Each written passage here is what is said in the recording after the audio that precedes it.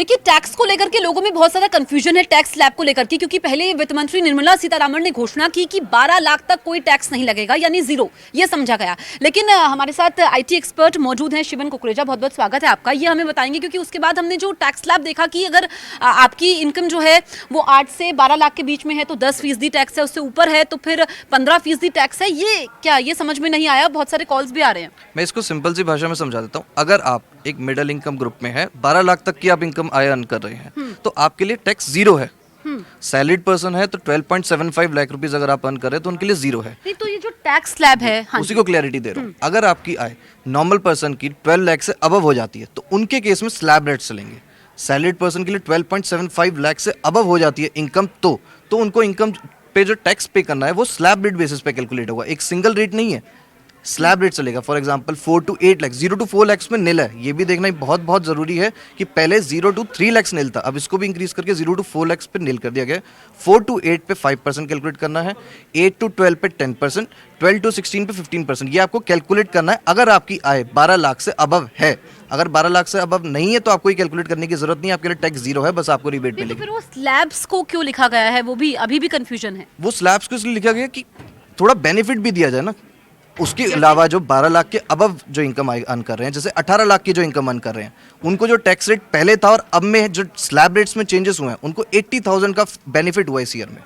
तो उस चीज को कवर करने के लिए कि जरूरी नहीं है कि जो 12 लाख को बेनिफिट देना है, 12 लाख से जो अबव अर्न कर रहा है उनको भी तो थोड़ा बहुत बेनिफिट होना चाहिए। मतलब इसको हम आसान भाषा में शिवन इस तरीके से समझें कि अगर आपकी इनकम 12 लाख तक है तो आपको कोई टैक्स नहीं लगेगा, यानी कि जीरो हो गया है। अगर आप सैलरीड हैं तो अगर आप सैलरीड है तो 12.75 जो हाँ, आपकी 75,000 स्टैंडर्ड डिडक्शन होती है उसको भी कवर करके तो आपको 12.75 पे जीरो टैक्स पे मतलब 12,75,000 रुपए तक कोई टैक्स नहीं देना है। ये तो बल्ले बल्ले हो गई नौकरी पेशा लोगों की है, बहुत ही बल्ले बल्ले हो गई। और इतनी एक्सपेक्टेशन नहीं थी लोगों की, 10 लाख तक की एक्सपेक्टेशन थी सबकी, लेकिन ये 12.75 कर दिया, बहुत बड़ी अचीवमेंट। लेकिन एक चीज और कि इनकम टैक्स रिटर्न जरूर भरना है। बिल्कुल भरना है, वो तो आपके लिए मैंडेटरी है। अगर तो आपकी ये किसमें, ये न्यू रिजीम में आ जाएगा? ओल्ड रिजीम और न्यू रिजीम को लेकर के भी कंफ्यूजन है।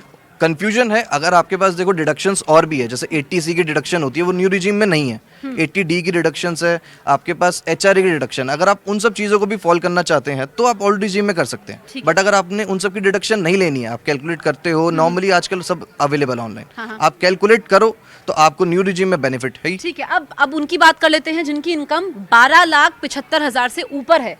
उनको नुकसान हो रहा है या फायदा हो रहा है? उनको भी फायदा हो रहा है। अगर आप देखें, उन्होंने खुद निर्मला सीतारमण जी ने एग्जाम्पल के साथ दिया था, अगर आपकी आय 18 लाख रुपए है एक साल में, तो पहले रिजीम जो टैक्स रिजीम थी उसमें और अब में 80,000 रुपीज का बेनिफिट है आपके लिए।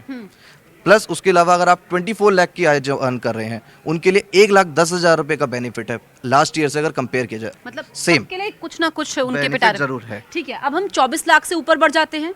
24 लाख से ऊपर पे भी अगर आप जाएंगे तब भी 1,10,000 का ही बेनिफिट है, तब इंक्रीज नहीं हो रहा है।